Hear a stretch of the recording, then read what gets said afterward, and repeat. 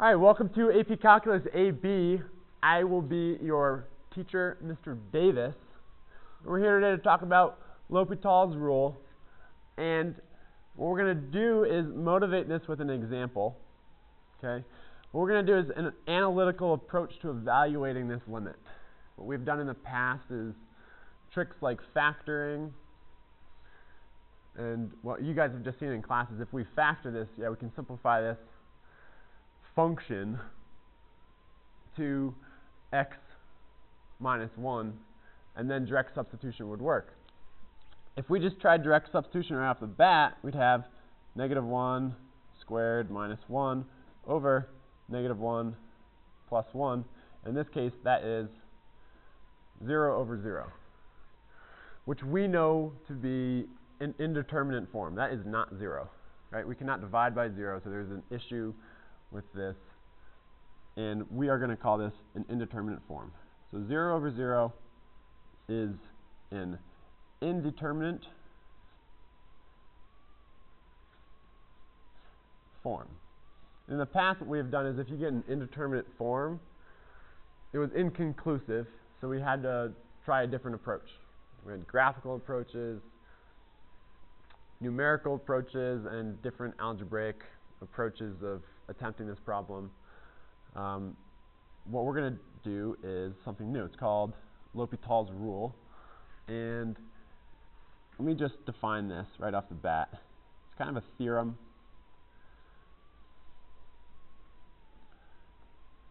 Okay, and we're going to be seeing a project done on Lhopital by Denica sometime next week, ideally. We'll talk about that. So if we have the limit as x approaches a of some function over another function, and that is 0 over 0, then what we're going to do is we're going to say then the limit as x goes to a of f of x over g of x is going to be the same thing as if we did the limit as x goes to a of f prime of x over g prime of x. And f prime of x being the first derivative of f with respect to x, and similarly with g. And if this is the case, then maybe direct substitution will work.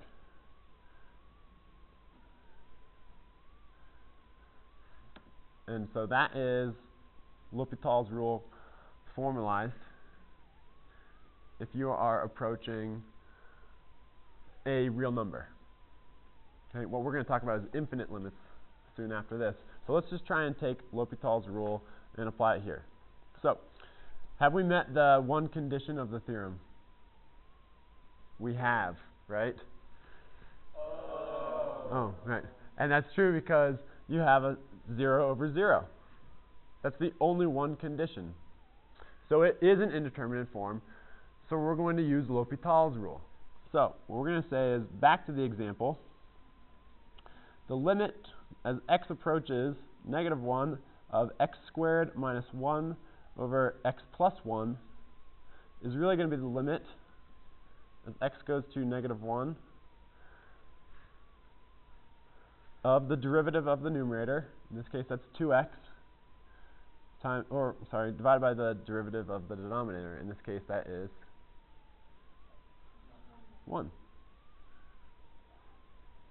And now let's just try substituting in. So that's just 2 times negative 1 over 1, which is just negative 2, which we could have confirmed graphically, numerically, and also algebraically if we had factored that. And so it's nice to be able to just, once you have an indeterminate form, take a derivative of the numerator and a derivative of the denominator, and then just substitute in. And that is an example of Lhopital's rule. Okay. Thank you so much.